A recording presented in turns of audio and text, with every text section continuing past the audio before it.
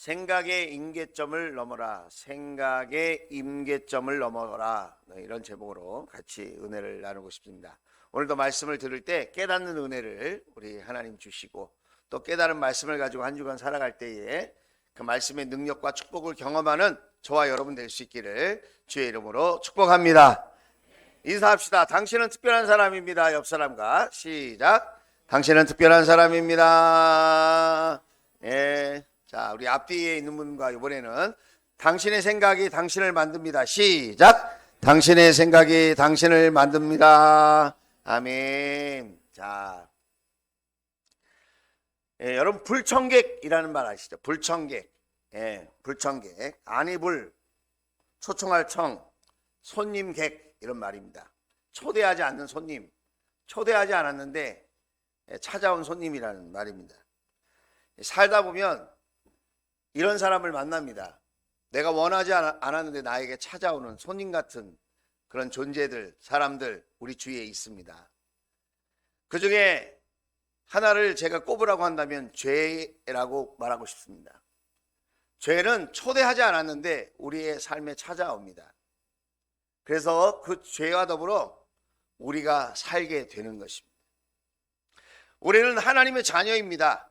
오늘 적어도 주일날 이렇게 하나님 앞에 예배하는 저와 여러분은 하나님의 아들이요 하나님의 딸입니다.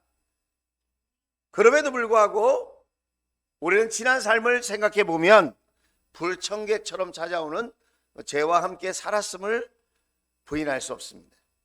여러분은 어떠신지 모르겠는데 저는 그렇습니다. 아니, 솔직하게 말하면 누구나 그렇습니다. 하라는 것은 하지 않고 하지 말아야 될 것은 하고, 보지 말아야 될 것을 보고, 듣지 말아야 될 것을 듣습니다. 말하지 말아야 될 것을 말합니다. 좋은 것을 뻔히 알면서도 안 할 때가 많습니다. 이건 하지 말아야 되는 일인데 굳이 할 때가 있습니다. 왜 그럴까요? 우리는 왜 이렇게 사는 걸까요? 이런 고민은 저만 하는 걸까요? 아니에요. 이런 고민은 믿음이 약한 사람만 하는 걸까요? 아니라니까요. 오늘 사도 바울은 믿음이 좋은 사람이었어요. 그는 하나님을 위해서 자신의 삶을 내어드린 사람이에요.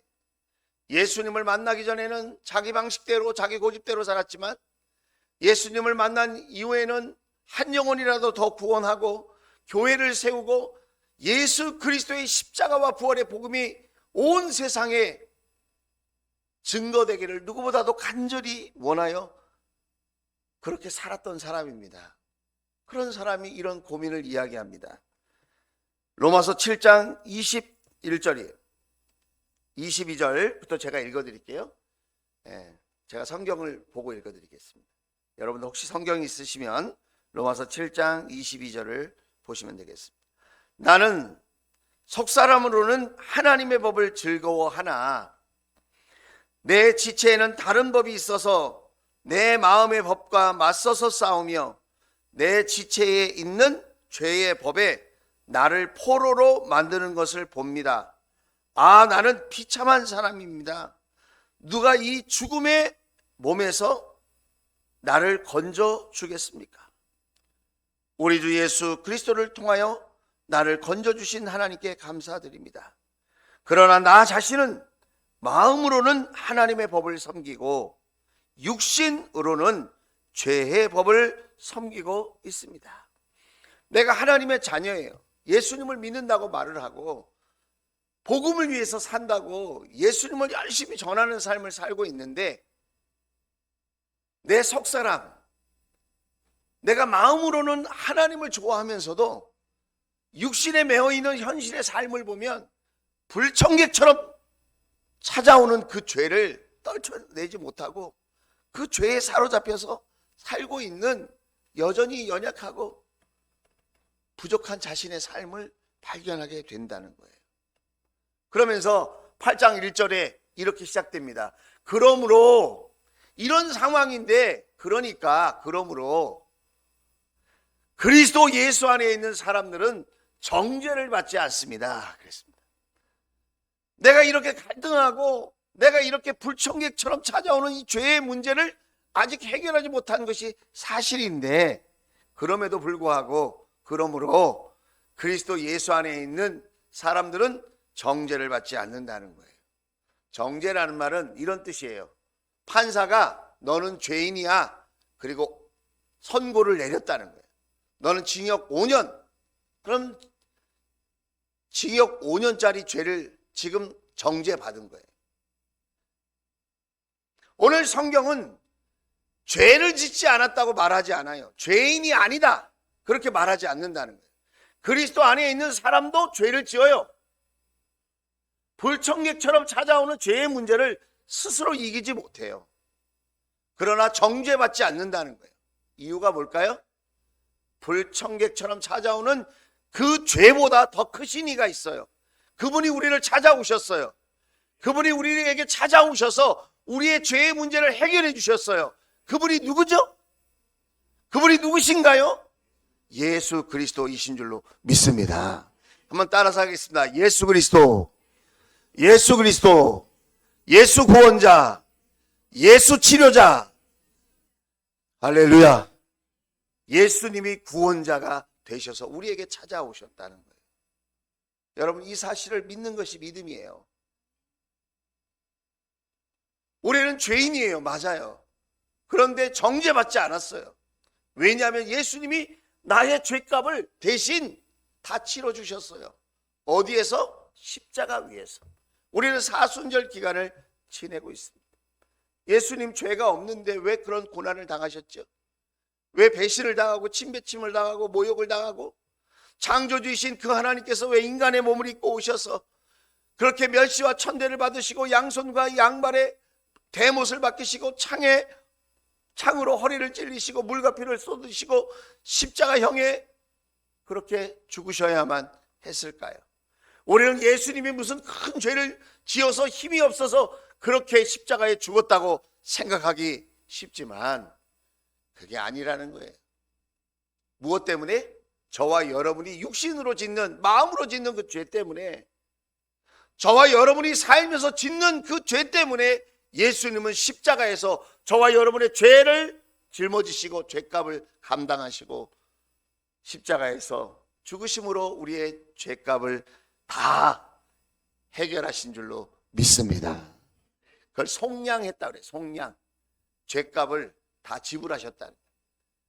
나는 지불하지 않았는데 내 밥 먹을 음식값을 누가 지불했어요. 그럼 저는 낼 필요가 없잖아요. 마찬가지로 예수님이 죄값을 다 이미 지불하셨어요. 저와 여러분은 죄인인 건 맞아요. 밥은 먹었어요. 근데 그 밥값을 안 내도 된다 이거예요. 죄값은 치르지 않아도 된다. 누가 치렀기 때문에? 예수님이 치르셨기 때문에. 그래서 여러분, 오늘 우리가 죄인이에요. 죄인인데 이 자리에 나온 거예요.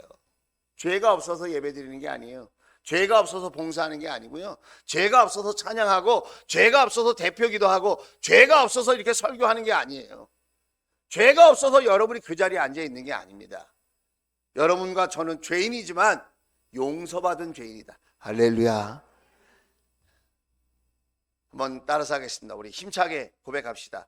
나는 용서받은 죄인이다. 할렐루야.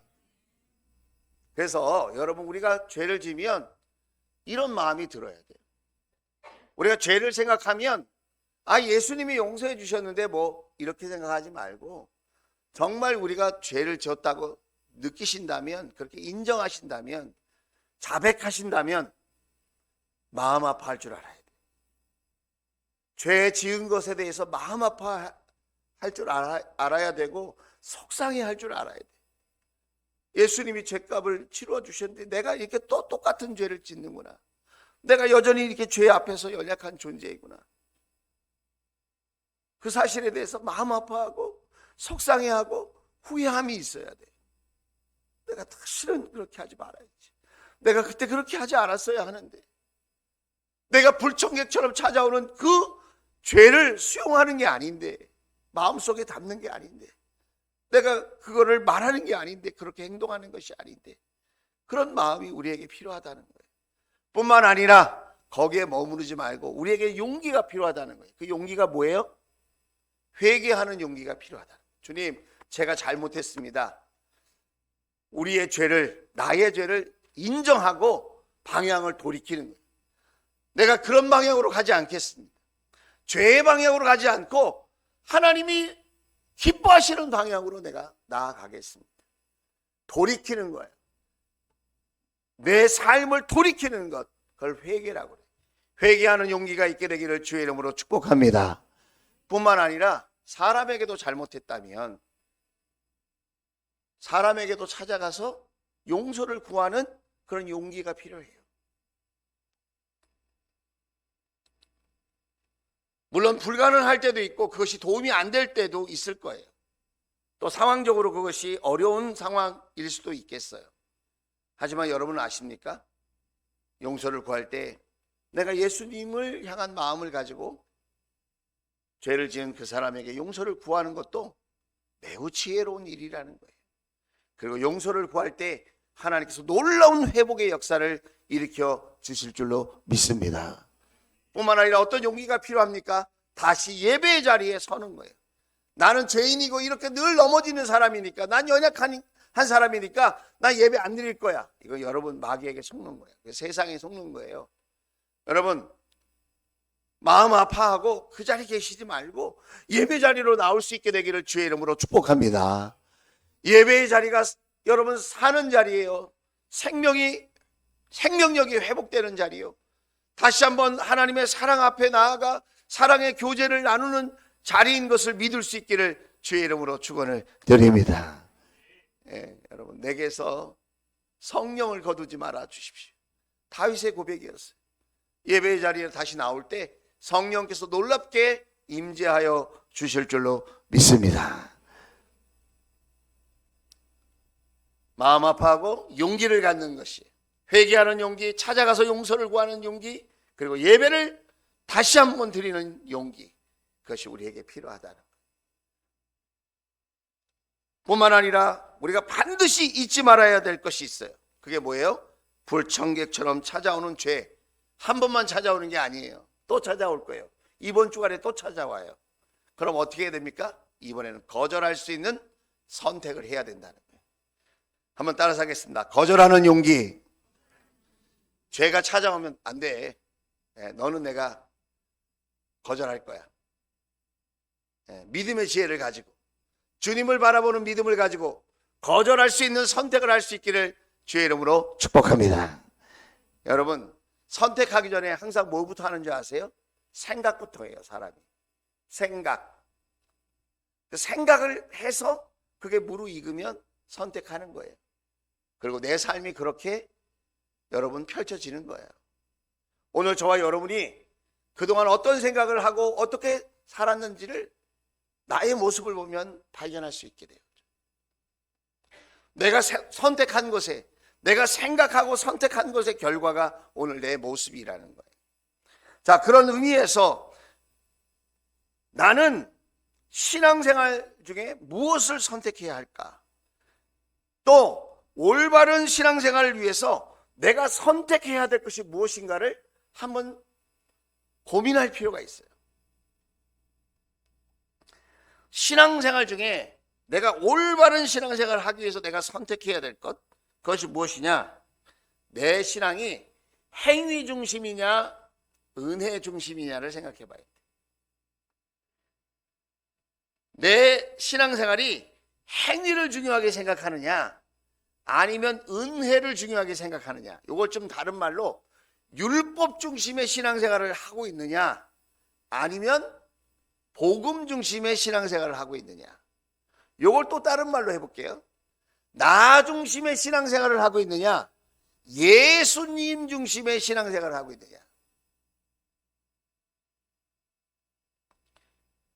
오늘 이 생각은 아주 별 차이가 없는 것 같지만 교회 안에 계신 분들 중에서도 자기 중심의 신앙생활을 고집하고 선택하다가 잘못된 길로 가는 사람들이 많이 있다는 거예요. 우리의 신앙생활은 나 중심이 아니라 예수님 중심의 신앙생활이 되어야 할 줄로 믿습니다. 우리는 다 인생의 초보자들이에요. 그죠? 살아보고 사시는 분 계십니까? 그런 분은 없습니다. 우리는 다 인생의 초행길을 가는 거예요.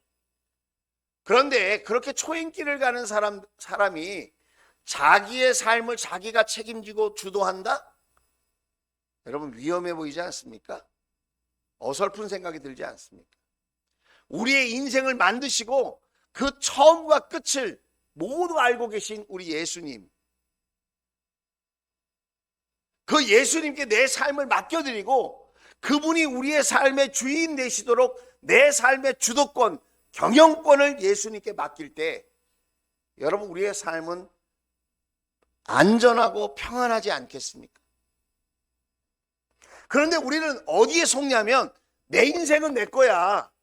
내 인생은 내 거야. 내가 원하는 대로 살아야지. 내가 하고 싶은 대로 살아야지. 인생 뭐 100년도 못 사는데 내 인생 내 거지. 이런 생각을 우리가 한단 말이에요. 그런데 여러분, 여기에는 위험한 함정이 있습니다. 그건 뭐냐면 내가 나를 가장 사랑한다고 하는 생각이에요. 내가 누구보다도 나의 행복을 원한다고 하는 생각이에요. 여러분, 사실 내가 나의 행복과 내가 나의 만족을 추구하는 것보다 하나님 아버지가 저와 여러분의 행복과 성공을, 여러분의 기쁨을 더 원하신다는 사실을 믿을 수 있기를 주의 이름으로 축원을 드립니다. 자식을 키우는 정상적인 부모라면 그 자녀가 자기의 행복을 원하는 것, 그것보다 더 크게 자녀의 행복과 성공을 원하신다는 부모가. 애들은 잘 몰라요. 지금 당장 과자 사 먹고 친구들이랑 놀고 게임하는 게 그게 행복이라고 생각해. 근데 부모는 알죠. 그렇게 살면 안 된다는 거. 그래서 학원도 보내고 공부도 하라고 하고 규칙적인 삶을 살라고 하고 지금 먼저 공부하고 그 다음에 시간 남으면 놀라고 얘기를 하는 거죠. 그런데 대부분 우리 자녀들이 그 말을 알아듣습니까? 못 알아듣습니까? 알아들어요? 못 알아들어요. 못 알아들어. 저도 못 알아들었어요. 지나고 보니까 그때 나를 좀 더 야단쳐 주시지. 그때 더 매를 들어서라도 공부하게 하시지. 그때 더 야단을 치고 혼을 내서라도 정신 차리고 미래를 준비하게 하셨으면 내가 달라지지 않았을까? 그런 생각을 해봐요. 여러분, 신앙생활도 다르지 않아요. 여러분이 여러분 자신을 유익하게 하고 행복하게 하고 성공하게 만들려고 하는 그것보다, 그 마음보다 하나님이 저와 여러분의 행복과 성공을 더 원하신다는 사실을 여러분 믿을 수 있기를 주의 이름으로 축원을 드립니다. 그래서 여러분, 내 행위를 선택하지 말고 하나님의 사랑을 선택해. 세상이 주는 교훈과 지식, 그것도 필요할 때가 있지만 하나님의 말씀을 붙들고 여러분, 하나님의 말씀을 선택하는 은혜가 있기를 주의 이름으로 축원을 드립니다. 그래서 여러분, 3절 말씀을 보면 이런 말씀이 있거든요. 육신으로 말미암아 율법이 미약해져서 해낼 수 없던 그 일을. 율법이라는 말은 구약에 있는 토라, 모세오경을 말하는 게 아니고 행위 중심의 신앙생활을 의미하는 거예요. 여기서는 행위 중심의 신앙생활, 사도 바울이 해봤어요? 안 해봤어요? 예수님을 만나기 전에 해봤어요. 유대교에 심취해서 유대교의 행위 중심의 그 종교생활을 누구보다도 열심히 했던 사람이에요, 사도 바울이. 그런데 거기에는 답이 없었어요. 평안함이 없었어요. 자유가 없었어요. 해방이 없었어요. 거기에는 기쁨과 감사가 없었어요. 늘 예수 믿는 사람을 잡아다 가두는 것이 잘하는 일인 줄 알고 거기에 집중해서 살았던 사람이에요. 자신도 감옥 같은 삶을 살고 다른 사람도 잡아다가 감옥에 집어넣는 그런 삶을 살았다는 거예요. 율법이 요구하는 걸 해낼 수 없어요. 여러분, 1시간 기도하는 사람이 있다고 생각해 보십시다. 2시간 기도하는 사람에게는 1시간 기도하는 사람은 죄인이에요. 왜 2시간 기도 안 해? 여러분, 새벽 예배를 일주일에 한 번 하는 사람이 있다고 생각해 보십시다. 새벽 예배 매일 하는 사람에게는 새벽 예배 한 번 하는 사람은 죄인인 거예요. 왜 저렇게밖에 안 믿어? 행위를 강조해서 행위 중심의 신앙생활로 사람을 바라보면 거기에는 자유와 평화가 없어요. 거기에는 행복이 없단 말이에요. 율법이 미약해져서 해낼 수 없는 그 일을 하나님께서 해결하셨습니다. 죄를 지면 다 죄인이에요. 죄값을 치러야 돼요. 죄의 싹은 사망이에요. 죄의 결과는 죽음이에요. 그런데 하나님께서는 자기 아들을 죄된 육신을 지닌 모습으로 보내셔서 죄를 없애시려고 그 육신에다가 죄의 선고를 내리셨습니다. 할렐루야. 육신에다가 죄의 선고를 내리셔서 죄값을 다 짊어지시게 하셨대요. 지금 무슨 설명을 하는 겁니까? 십자가의 죽음을 설명하고 계신 거예요.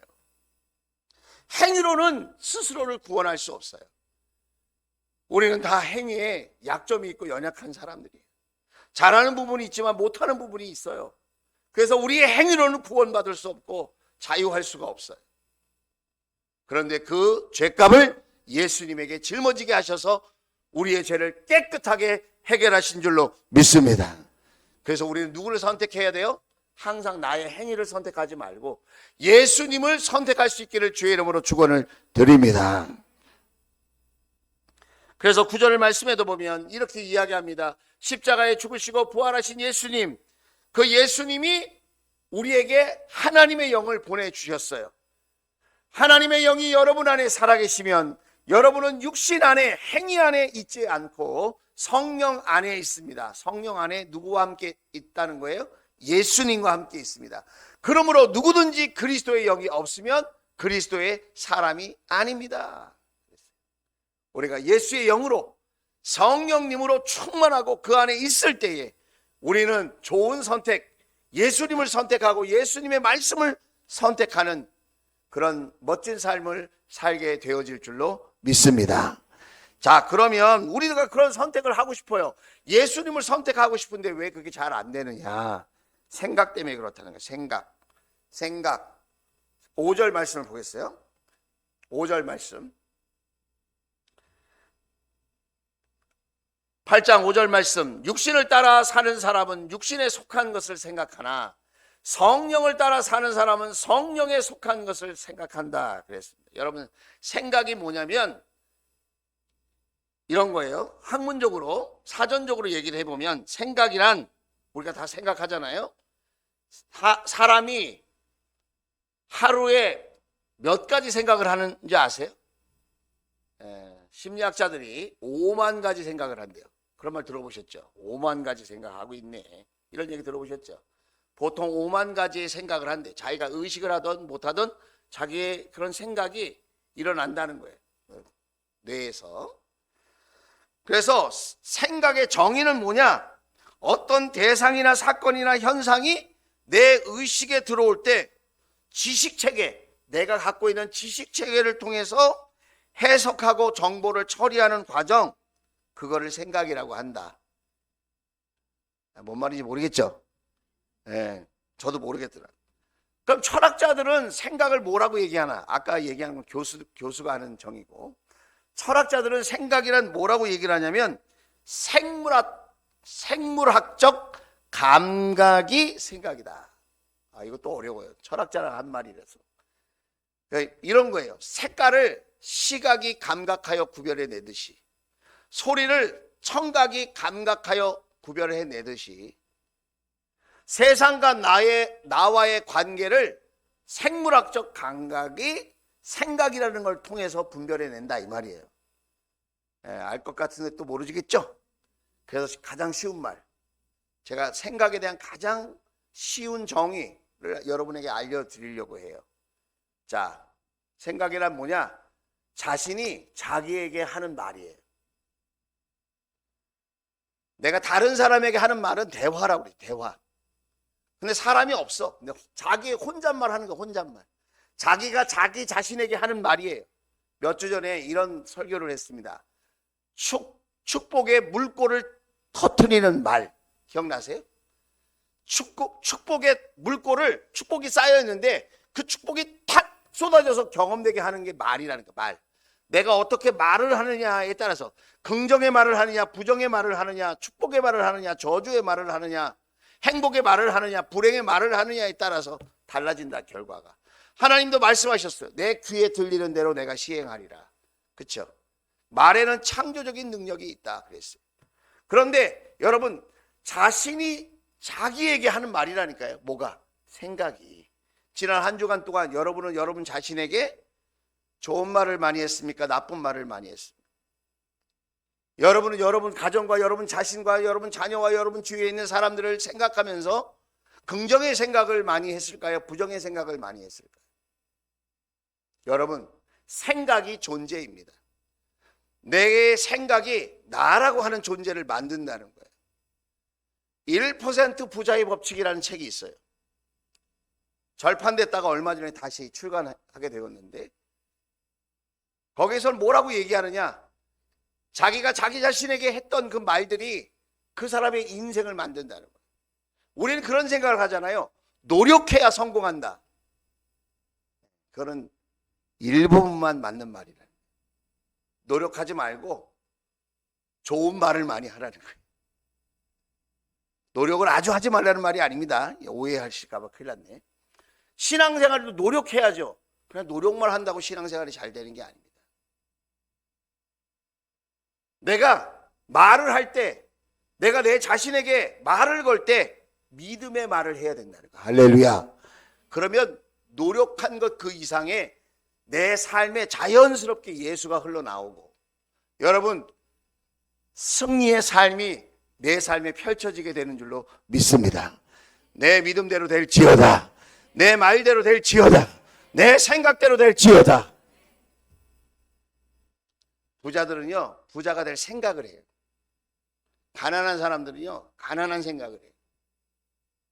이렇게 단정 지어서 말하는 것이 좀 마음 아프지만, 그 사람이 생각하고 말하는 걸 보면 그 사람의 인생이 보여요.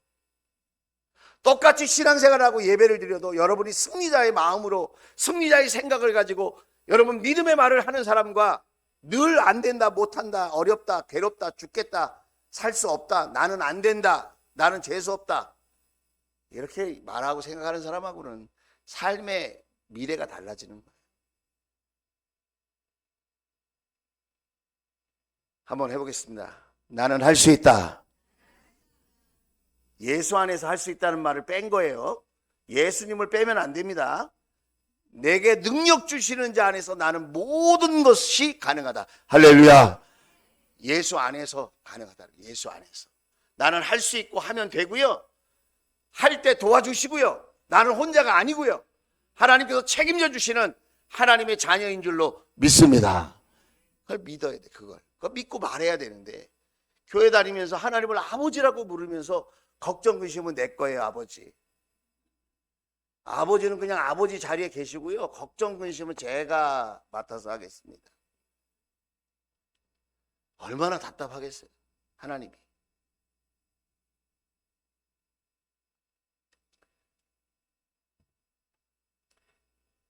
그래서 여러분, 우리는 기억해야 돼요. 나는 육에 속한 사람인가 영에 속한 사람인가. 육에 속한 사람은 땅의 것만 바라보고 말하고 생각하는 사람이에요.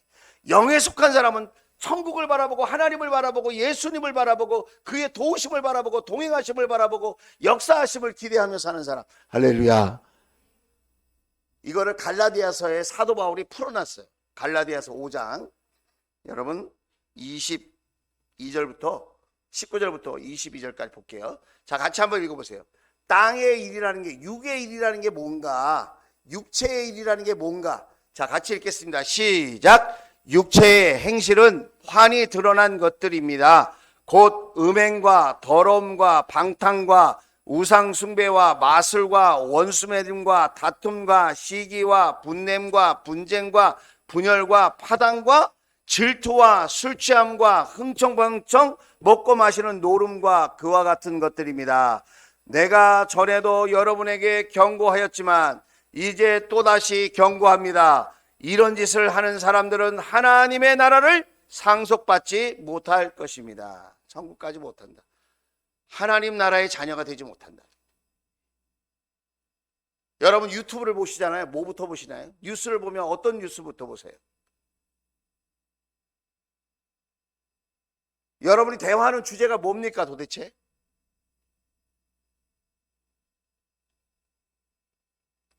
육의 것, 땅의 것,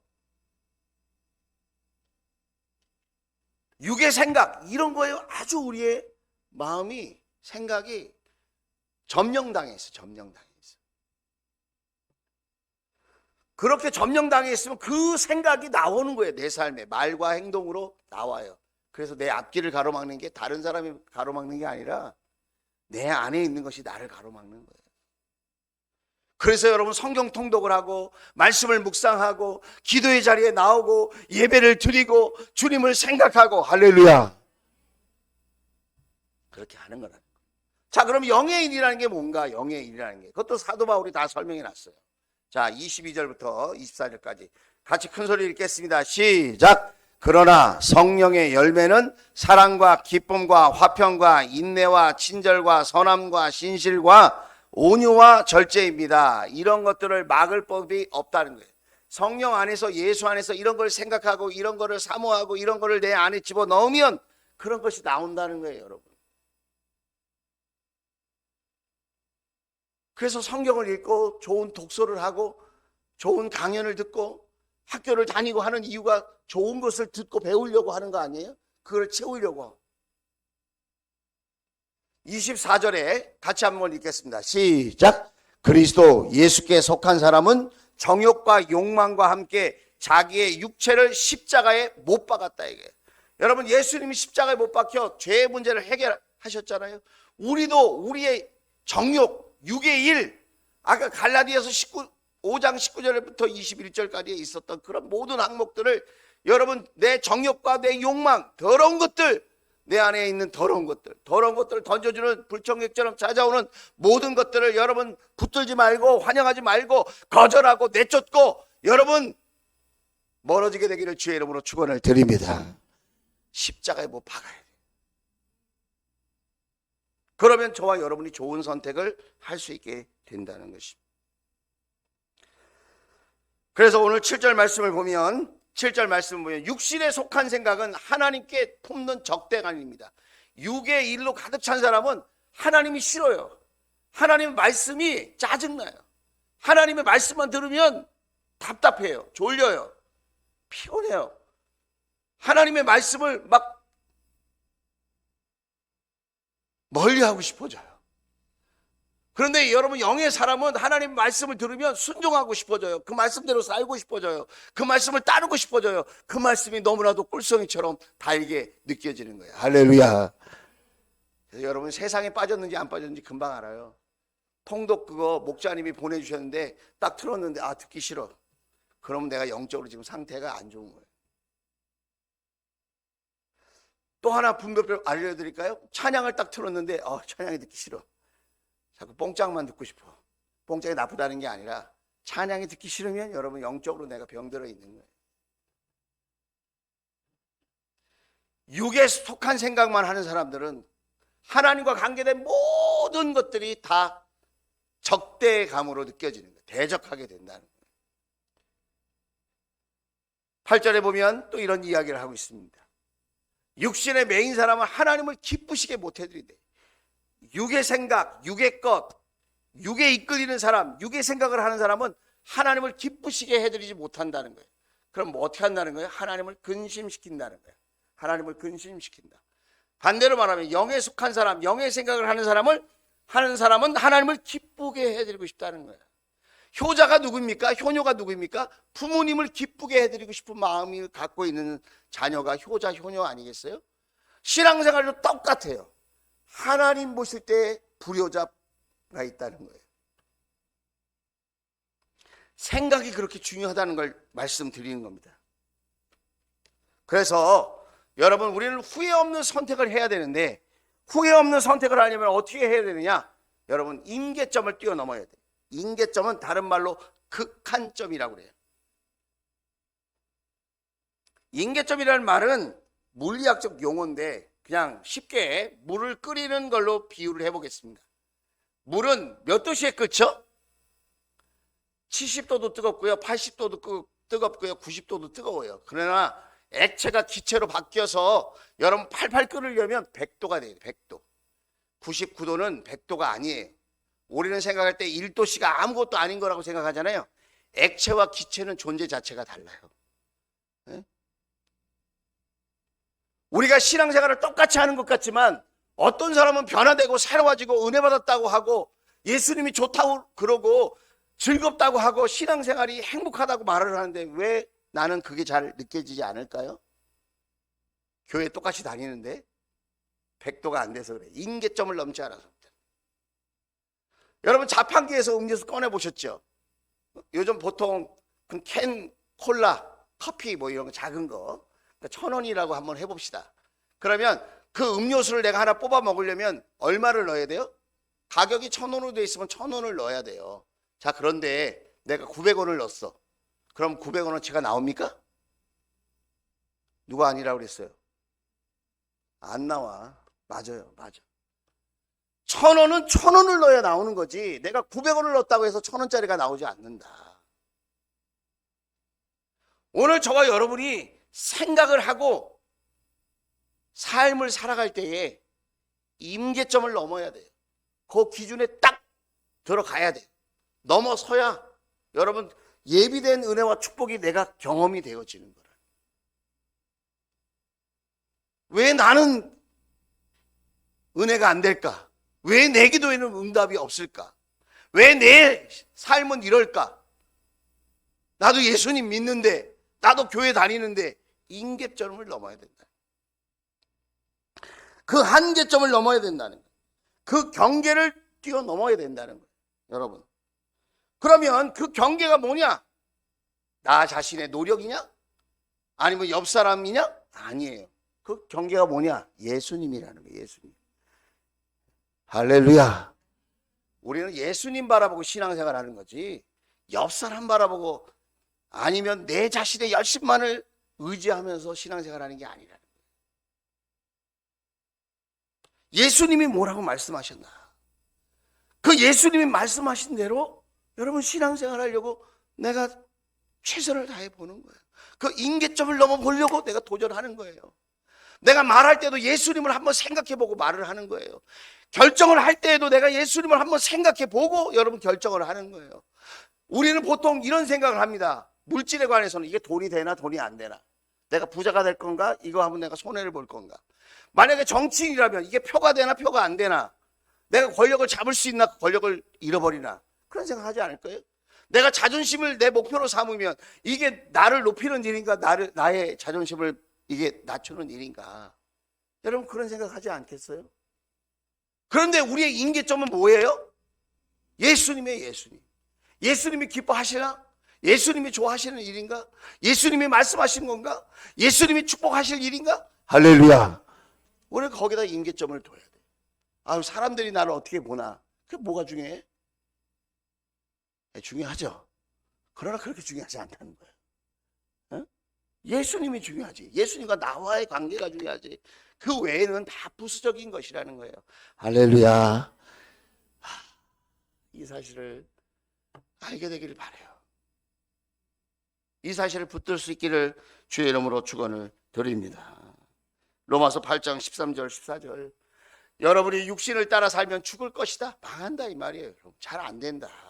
육신을 따라 살고 육신의 목표를 가지고 살면 죽을 것이다 이거예요. 죽을 것이다. 그러나 여러분이 성령으로 몸의 행실을 죽이면, 성령으로가 이해가 안 되면 예수님으로 바꾸면 돼요. 예수님으로, 예수님의 십자가와 부활로 몸의 행실을 죽이면 살 것이다. 살 것이다. 14절 같이 읽겠습니다. 시작. 하나님의 영으로 인도함을 받는 사람은 누구나 다 하나님의 자녀입니다. 할렐루야. 신분이 보장된 축복된 존재로 살게 된다는 거예요. 예수의 영으로, 하나님의 영으로 인도함을 받고 생각하고 결정하고 그렇게 살면 안 될 것 같은데 되고, 부족할 것 같은데 넘치고, 여러분 모든 것이 합력하여 선을 이루고 어떤 고난과 환난이 있어도 더 좋은 결과를 얻게 되어질 줄로 믿습니다. 제가 증인이죠. 증인. 제가 이론으로 여러분에게 이런 얘기를 하는 게 아니에요. 성경 말씀이 그렇다고 하는 것, 저의 삶의 고난을 통해서 제가 여러분에게 말할 수 있어요. 그런 사람들이 너무 많아. 여러분 주위에 임계점에 다다르지 못한 70도 80도의 뜨거움을 가지고 신앙생활하는 사람을 기준 삼지 말고, 여러분 진짜 예수님을 만난 사람, 그 임계점을 뛰어넘어 본 사람, 그 사람을 기준 삼기를 바라고 예수님을 기준 삼아 살 수 있게 되기를 주의 이름으로 축원을 드립니다. 이 히브리서 12장 2절에 보면 유명한 말이 나와요. 믿음의 창시자여 완성자이신 예수님을 바라봅시다. 그는 자기 앞에 놓여있는 기쁨을 내다보고서, 천국의 기쁨, 응답의 기쁨, 축복의 기쁨을 내다보고서 지금 현실의 잠깐의 부끄러움을 마음에 두지 않으시고 십자가, 그런 고난 참아버렸다는 거예요. 장차 천국에서 받을 그 하나님의 영광스러운 축복을 생각해보면 지금 당장 현실의 이 고난과 아픔은 아무 문제가 안 된다. 그래서 맨 마지막 줄에 뭐라고 써 있어요? 그리하여 그는 하나님의 보좌 오른쪽에 앉으셨습니다. 할렐루야. 영광과 권세와 축복의 자리에 딱 예수님이 하나님 보좌 우편에 계셨다는 거예요. 할렐루야. 여러분 우리의 삶도 그럴 거예요. 여러분 우리는 생각하는 존재입니다. 생각하는 거로 나는 존재한다. 유명한 철학자의 말 아닙니까? 그런데 여러분 내 생각을 생각해야 돼. 내가 그냥 생각한다고 해서 사람이 아니라, 여러분 내 생각이 육의 생각인지 영의 생각인지 땅의 생각인지 하늘의 생각인지 예수님이 기뻐하는 생각인지 내 생각을 생각해야 돼요. 그 생각이 내 존재를 만듭니다. 그 생각이 여러분 행동을 만드는 거예요. 그 생각을 여러분이 믿음으로 하셔서 임계점을 넘어서 천국의 부요함을 누리고 나누는 삶이 될 수 있기를 주의 이름으로 축복합니다. 기도합시다.